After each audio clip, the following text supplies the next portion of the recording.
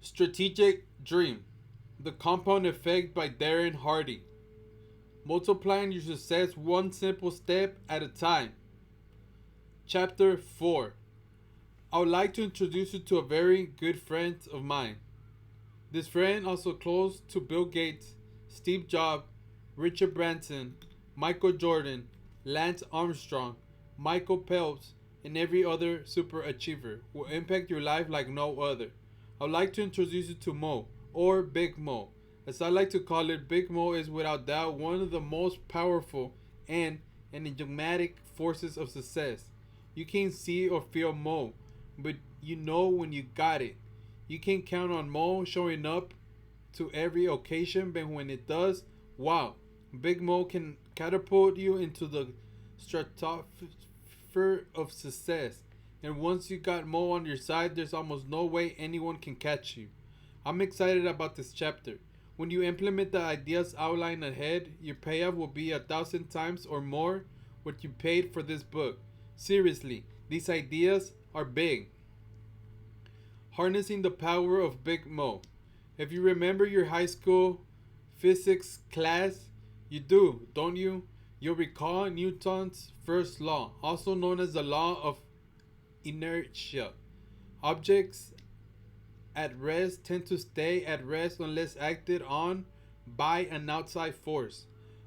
Objects in motion tend to stay in motion unless something stops their momentum. Put another way, couch potatoes tend to stay couch potatoes. Achievers, people who got into a successful rhythm, continue busting their butts and end up achieving more and more. It's not easy to build momentum, but once you do, look out.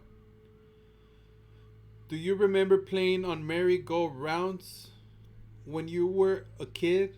A bunch of your friends piled on, weighing the things down, and then chanted as you worked to get the things moving. Getting started was slow going. The first step was always the hardest. Getting it to move from a standstill, you had to push and pull, grimace and groan and throw your body into the effort. One step, two steps, three steps. It seemed like you were getting nowhere. After a long and hard effort, finally you were able to get up a little bit of speed and run along the side of it. Even though you were moving and your friends were cheering louder, to get the speed you really wanted, you had to keep running faster and faster, pulling it behind you as you ran with all your might. Finally, success. You jumped on and joined your friends in your joy of feeling the wind in your face and watching the outside world turn into a smear of colors. After a while, when the merry-go-round started to slow down, you'd hop off and run alongside for a minute to get the speed back up. Or you could simply give it a couple good pushes and then hop back on.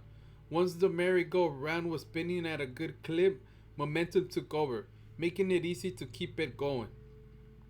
Adopting any changes is the same way. You get started by taking one small step, one action at a time. Progress is slow, but once a newly formed habit has kicked in, Big Mo joins the party. Your success and results compound rapidly. It takes time and energy to get Big Mo, but with it, success and results compound rapidly. The same thing happens when a rocket ship launches. The space shuttle uses more fuel during the first few minutes of its flight than it does the rest of the entire trip. Why? Because it has to break free from the pull of gravity. Once it does, it can glide in orbit. The hard part?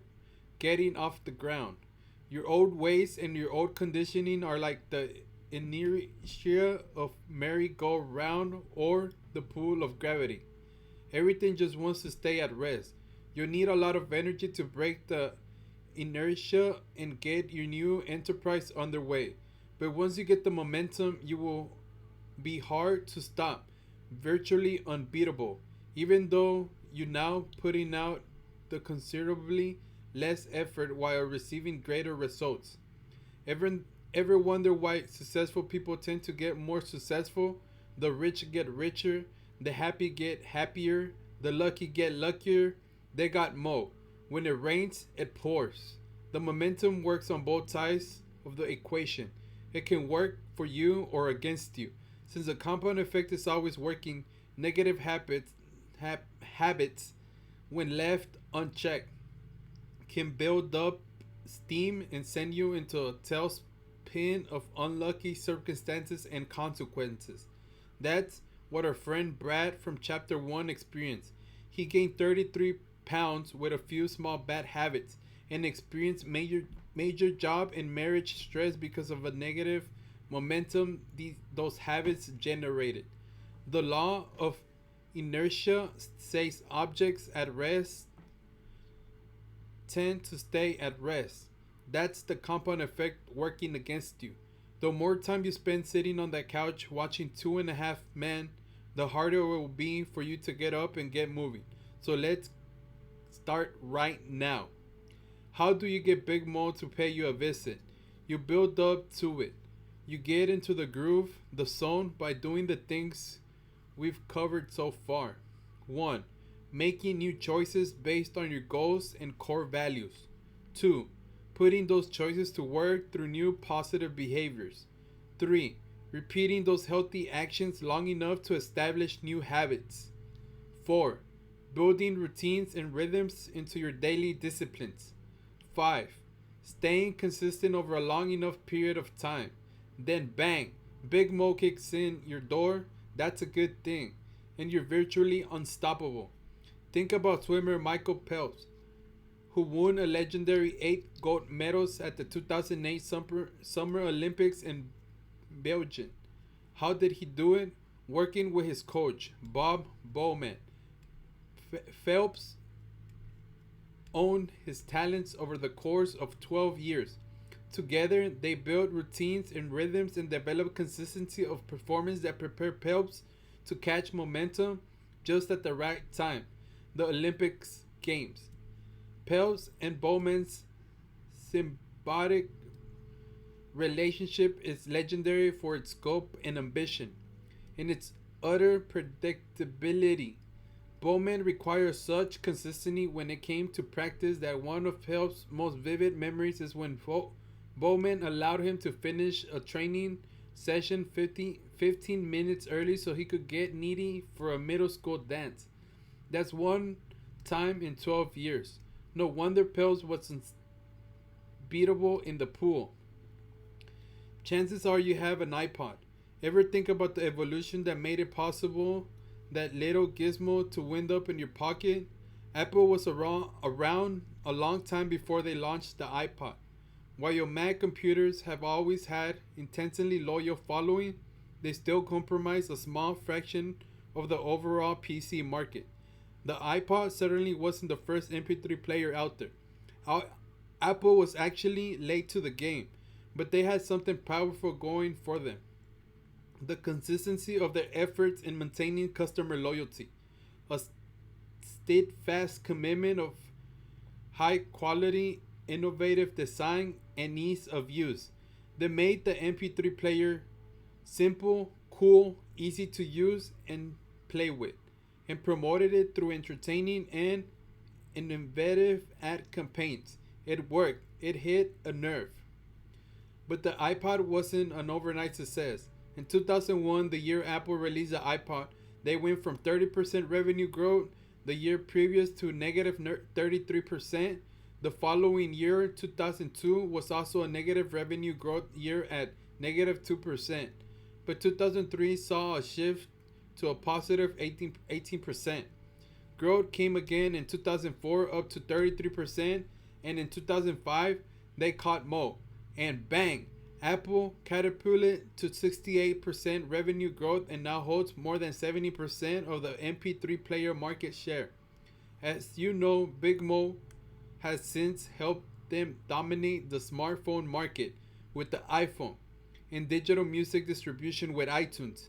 This momentum has also given them reinsurance of growth in their original market of personal computers. With Big Mo on their side, I wouldn't be surprised to see them expand into other markets. Google was a small, struggling search engine for a while. Today, it owns more than 60% of its market. YouTube, the video sharing space created in February 2005, officially launched in November of that year. But it wasn't until they featured the Lazy Sunday digital short that originally aired on Saturday Night Live that people started going to YouTube in a huge numbers to find it. That YouTube video clip went viral. It got more than 5 million views before NBC asked to have it taken down. Then there was no way to catch them. They had Mo. Today, YouTube owns more than 60% of their video market. Google caught up with YouTube's two young founders and paid them 1.65 billion to buy their Mo. Wow. What do Michael Phelps, Apple, Google, and YouTube have in common? They were doing the same things before and after they achieved momentum. Their habits, disciplines, routines, and consistency were the keys that unlocked momentum for each, and they became unstoppable when Big Mo showed up to their party. Routine power. Some of our best intentions fail because we don't have a system of execution. When it comes down to it, your new attitudes and behaviors must be incorporated into your monthly, weekly, and daily routines to affect any real positive change. A routine is something you do every day without fail, so that eventually, like brushing your teeth or putting on your seatbelt, you do it without conscious thought. Similar to our discussion in the habits section. If you look at anything you do that's successful, you'll see that you probably developed a routine for it. These routines ease life stress by making our actions automatic and effective. To reach new goals and develop new habits, it's necessary to create new routines to support your objectives. The greater the challenge, the more rigorous our routines need to be. Ever wonder why military boot camp is so hard? Where relatively minor tasks like making the bed, shining the shoes, or standing at attention become over the top important? Building routines to prep soldiers for combat is the most effective way to elicit efficient, productive, and reliable performance under the intense pressure. The seemingly simplistic routines built and developed during basic training are so exact that soft, fearful, slovenly teenagers are transformed into lean, confident, mission driven soldiers in only 8 to 12 weeks. The routines are so well rehearsed that these young soldiers can intensively act with precision in the middle of the chaos of combat. That intense level of training and practice prepares soldiers to carry out their duties, even under the threat of immediate death. Now, your day might not be as dangerous, but without the proper routines built into your schedule, the results of your life can be unruly and unnecessarily hard. Developing a routine of predictable daily disciplines prepares you to be victorious on the battlefield of life. Golfer Jack Nicklaus was famous for his pre-shot routine. He was a religious about the dance he would do before every shot, a series of routines, mental and physical steps that got him fully focused and ready for the shot.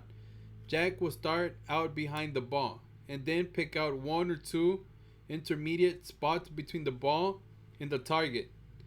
As he walked around and approached the ball, the first thing he would do is line up with club face to his immediate target. He wouldn't put his feet into position until he felt he had his club face properly squared up. Then he would take his stance. From there, he will woggle the club and look out to his target, the back to his intermediate target, and back to the golf club. With a repeat of the view, then and only then would he strike the ball.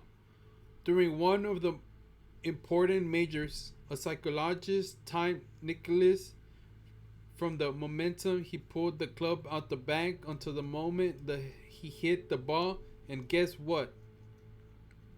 In each shot from the first tee to the 18th green, the timing of Jack's routine supposedly never varied more than 1 second.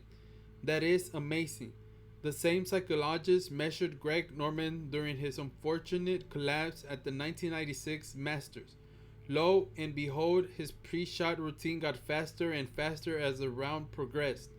Varying his routine stunned his rhythm and consistency. He was never able to catch momentum. The moment Norman changed his routine, his performance became unpredictable and his results erratic.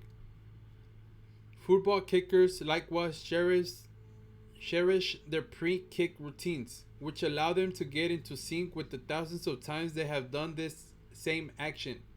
Predictably, without a pre-kick routine, the performance under time pressure greatly diminishes. Pilots go through the pre-flight checklist. Even when a pilot has logged thousands of hours and the plane just came in with a perfect performance review from a previous destination, the pilot goes through a pre-flight checklist every time without fail. This not only prepares the plane, but more important, centers the pilot and prepares him for the upcoming performance. Of all the high achievers and business owners I've worked with, I've seen that along good habits. Each has developed routines for accomplishing necessary daily disciplines is the only way any of us can predictably regulate our behavior. They, there simply isn't any way around it. A daily routine built on good habits and discipline separates the most successful among us from everyone else. A routine is exceptionally powerful. To create profitable and effective routines, you must first decide what behaviors and habits you want to implement. Take a moment to review your goals from Chapter 3, as well as the behaviors you want to add and subtract. Now it's your turn to be Jack Nicholas and figure out your best pre shot routine. Be intentional about what components belong. Once you establish, say, a morning routine, I want you to consider it cast in concrete until further notice. You get up, you do it, no argument. If someone or something interrupts you, start back at the beginning to anchor your foundation for the performance that follows. Booking your days. The key to becoming world class in your endeavors is to build your performance around world class routines. It can be difficult, even futile, to predict or control what will show up in the middle of your work day. But you can almost always control how your day starts and ends. I have routines for both. I'll share aspects of each here and give you some ideas to help you better understand the power and importance of building your new behavior into disciplined routines. Starting with my goal in mind, I design my behaviors and routines accordingly. Perhaps in sharing some of what works for me, you'll identify strategies you'll like to try. Rise and shine. My morning routine is my Jack Nicholas pre-shot preparation. It sets me up for the entire day. Because it happens every morning, it's locked in and I don't have to think about it. My iPhone alarm goes off at 5 a.m. Confession, sometimes 5:30 a.m. and I hit the snooze button. Then I know I have 8 minutes. Why 8? I have no idea. Ask Steve Jobs. He programmed it. During those 8 minutes, I do three things. First, I think of all the things I'm grateful for. I know I need to attune my mind to abundance. The world looks, acts, and responds to you very differently when you start your day with feeling and orientation of gratitude for that which you already have. Second, I do something that sounds a bit odd, but I send love to someone. The way to get love is to give it. And one thing I want more is love. I give love by thinking of one person, anyone. It could be a friend, relative, coworker, or someone I just met in the supermarket. It doesn't matter. And then I send them love by imagining all that I wish and hope for them. Some would call this a blessing or a prayer. I call it a mental love letter.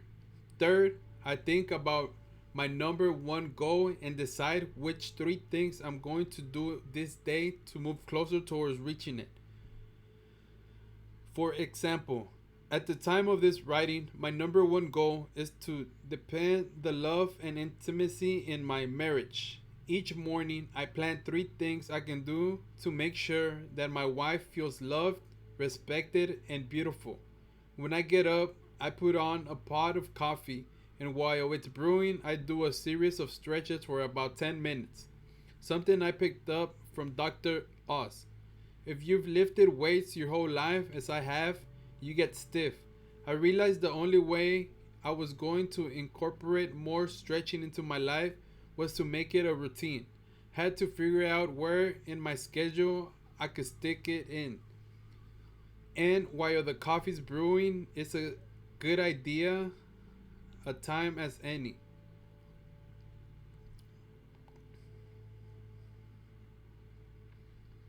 Once I've stretched and poured my coffee, I sit in my comfy leather recliner, set my iPhone for 30 minutes, no more, no less, and read something positive and instructional. When the alarm sounds, I take my most important project and worked on it for an hour of completely focused and undistracted effort. Notice, I haven't opened email yet.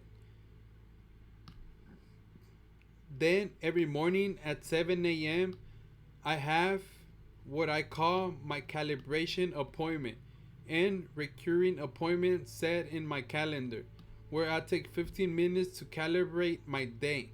This is where I brush over my top 3 1-year-old and 5-year goals, my key quarterly objectives, and my top goal for the week and month. Then, the most important part of the calibration appointment, I review or set my top 3 MVPs, most valuable priorities, for that day, asking myself, if I only did 3 things today, what are the actions that will produce the greatest results in moving me closer to my big goals? Then, and only then, I open an email and send out flurry of tasks and delegations to get the rest of my team started on their day. I then quickly close down my email and go to work on my MVPs. The rest of the day can take a million different shapes, but as long as I go through my morning routines, a majority of the key disciplines I need to be practicing are taken care of.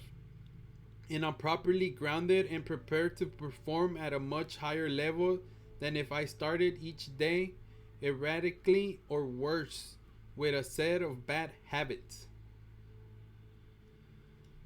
Sweet dreams. In the evening, I like to cash out. Something I learned from the waiting tables in my youth. Before we could go home, we had to cash out, meaning turn in all our receipts, credit card slips, and cash. Everything had to add up, or there was a big problem. It's important to cash out your day's performance. Compared to your plan for the day, how did it go? What do you need to carry over to tomorrow's plan? What else needs to be added? Based on what showed up through the day, what's no longer important and needs to be scratched out. Additionally, I like to log into my journal any new ideas, ahas, or insights I picked up throughout the day.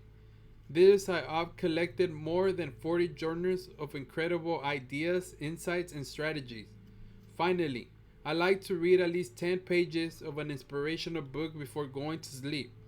I know the mind continues to process the last information consumed before bedtime. So I want to focus my attention on something constructive and helpful in making progress with my goals and ambition. That's it. All hell can break loose through the day, but because I control the bookends, I know I'm always going to start and finish strong. Shake it up. Every so often, I like to interrupt my routines. Otherwise, life gets stale and I plateau. An easy example is working out with weights. When I work out the same way at the same time, doing the same repeated movements week after week, my body stops showing compounded results. I get bored, lose my passion, and Big Mo is a no-show. That's why it's important to mix it up. Challenge yourself in new ways and freshen up your experience. Right now, I'm working on adding more adventures into my life. I set weekly, monthly, and yearly goals to do something I wouldn't normally do. Most of the time, it's nothing earth shattering, but things such as eating different kinds of food, taking a class, visiting a new destination, or joining a club to meet new people. This change of pace makes me feel alive, helps recapture my passion, and offers me opportunities for fresh perspectives. Look at your routines. If something that used to energize you has become same old, or is no longer generating powerful results, switch it up. Getting into a rhythm, finding your new groove. Once your daily disciplines have become a routine, you want the succession of those steps to create a rhythm. When your disciplines and actions jive into a regular weekly, monthly, quarterly, and yearly rhythm, it's like laying a welcome mat at the front door for Big Mo. It's like the wheels of a steam locomotive at a standstill. It takes very little to keep it from moving forward. A 1 inch block of wood placed under the front wheel will do the job. It takes an incredible amount of steam to get the pistons to move and cause a series of connections that get the wheels to budge.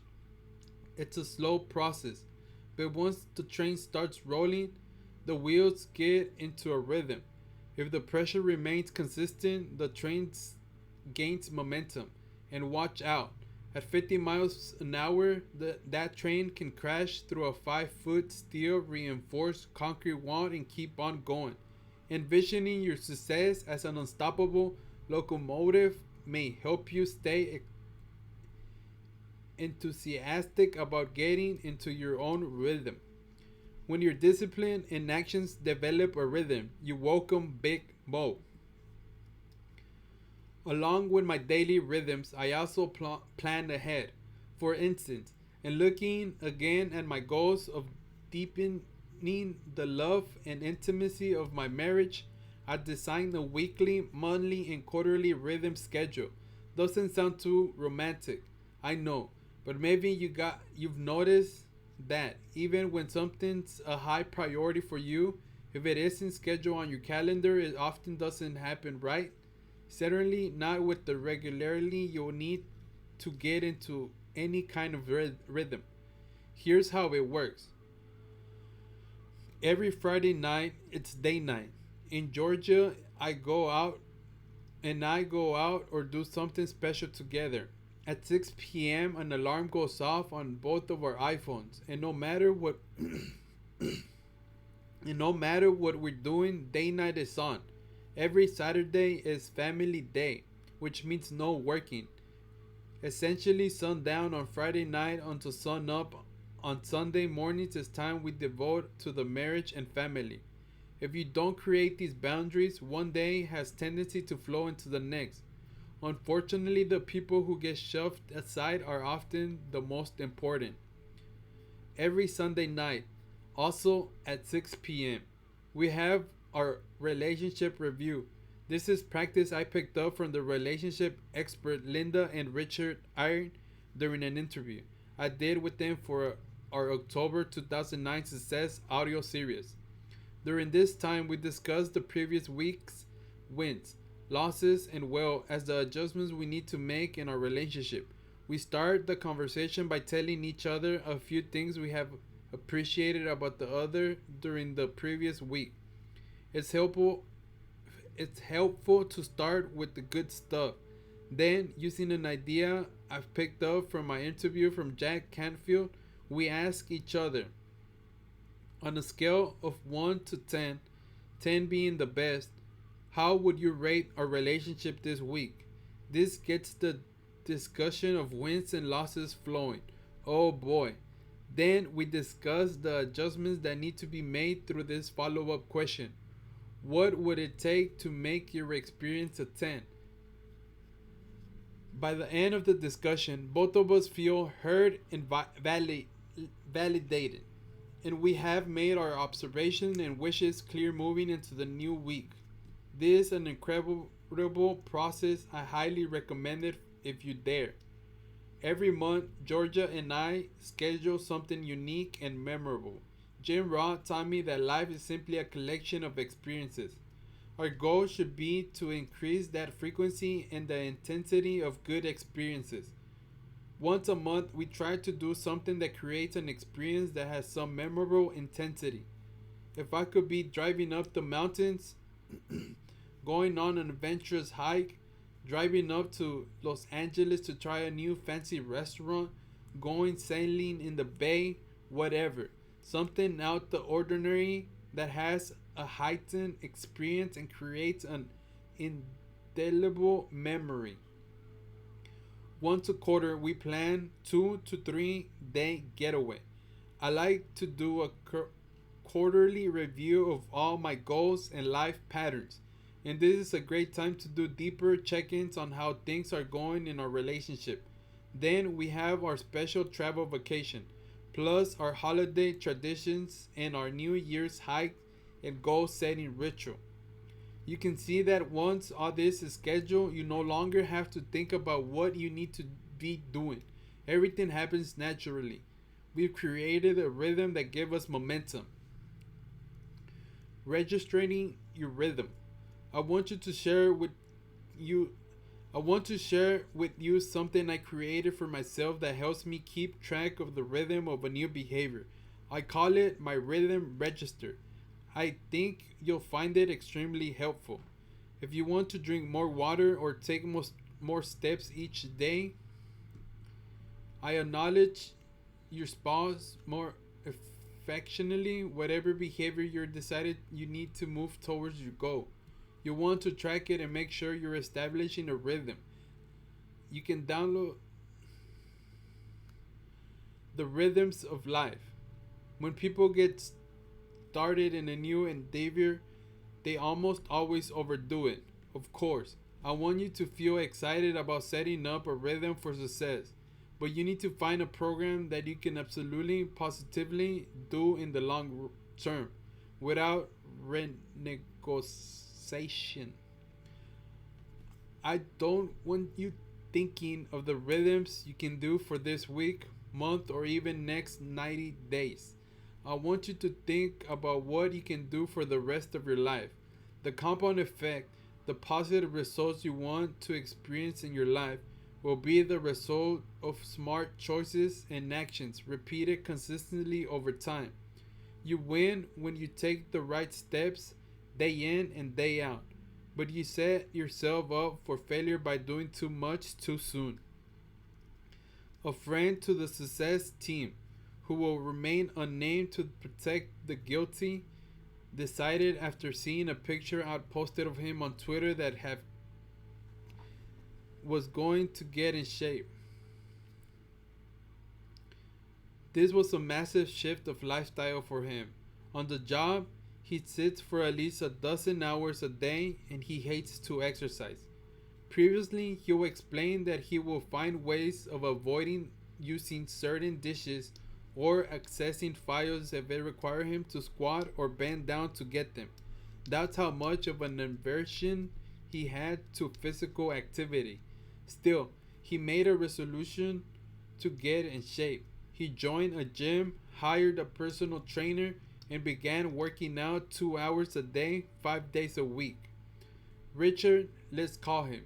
I said, that's a mistake. You will not be able to maintain that commitment and will eventually stop doing it. You're setting yourself up for failure. He pushed back, assuring me that he'll change forever. Even his trainer had recommended the intense push. I'm committed, he said. I want to be able to see the abs. Richard, what's your real goal? I asked him. I knew he wasn't gunning to be on the cover of Men's Fitness. I want to be trim. I want to be healthy, he told me. Why? I asked. I want vitality. I want to be here for long enough to see my kids and have kids. He replied. These were his real, meaningful motivations. Richard wanted to be in it for the long haul. That meant he was signing on not for bikini season but a long-term commitment to fitness. Okay, I said. You've conceived me, but you're overdoing it. You're going to get 2 or 3 months down the road and you're going to say, I don't have 2 hours to work out, so I guess I can't do it today. That's going to happen to you over and over again. Working out 5 days a week will turn into 2 or 3 and you'll get discouraged. Soon it will be over. I know you're really fired up right now, so let's do this. Do your 2 hours a day, 5 days a week for now. Takes a lot of steam to get the wheels to bunch from the inertia.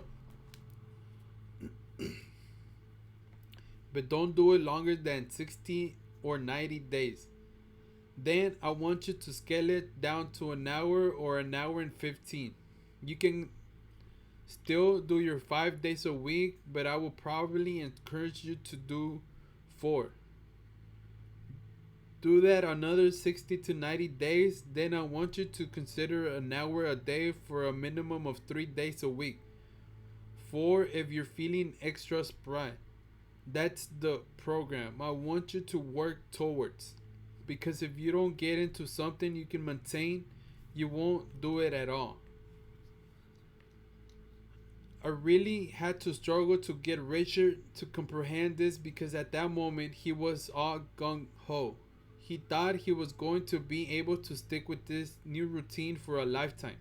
For someone who's never worked out, to start working out 2 hours a day, 5 days a week, is a surefire dead end. You have to build a program that you can do 50 years, not 5 weeks or 5 months. It's okay if you go strong for a while, but you got to see the light at the end of the tunnel. Where you can start scaling it back, you can always find 45 minutes to an hour a few times a week. But you find 2 hours, 5 days a week to make your routine work. It'll never happen. Remember, consistency is a critical component of success. The power of consistency. I've mentioned that if there's one discipline that gives me a competitive advantage is my ability to be consistent. Nothing kills Big Mo quicker and with more certainty than a lack of consistency. Even good, passionate, and ambitious people with good intentions can fall short when it comes down to consistency. But it's a powerful tool you can use to launch the flight towards your goals. Think of it like this. If you and I flew planes from Los Angeles to Manhattan, but you took off and landed in every state in between, while I flew straight through, even if you were 500 miles per hour in the air, I only travel at a rate of 200 miles per hour, I'll still beat you by a big margin. The time and energy it takes for you to repeatedly stop and start and get back to momentum make your trip at least 10 times as long. In fact, most likely you wouldn't even make it. You'll run out of fuel, energy, motivation, belief, will at some point. It's far easier and requires a lot less energy to take off once and maintain a regular speed, even if slower than most everyone else along the way. The pump will. When you start thinking about slacking off on your routines and rhythms, consider the massive cost of inconsistency. It is not the loss of the single action and tiny results it creates. It is the utter collapse and loss of momentum your entire progress will suffer. Think of a hand pump water well, which uses a pipe to draw water up from the water table several feet underground. To get the water to the surface, you have to pump the well's lever to create the suction that brings the water above the ground and out of the spout. Consistency is a key to achieving and maintaining momentum. When most people start a new endeavor, they grab the lever and start pumping really hard, just as Richard was with his plan to get fit. They're excited and committed. They pump and pump and pump.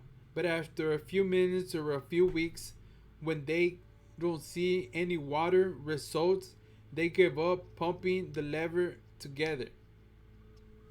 They don't realize how long it takes to create the vacuum needed to suck the water into the pipe and eventually out of the spout and into the bucket.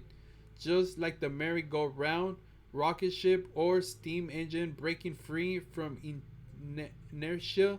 It takes time, massive energy, and consistency to pump water.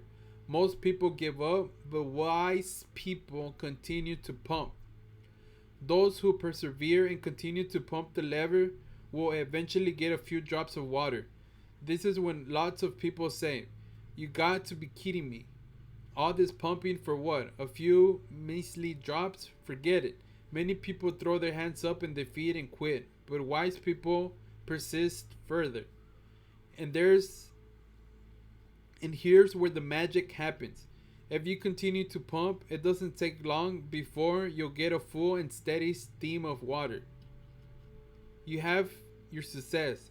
Now that the water is flowing, you no longer need to pump the lever as hard or as quickly. It becomes easy. Actually, all you have to do is to keep the pressure steady, is just pump the lever consistently. That's the compound effect.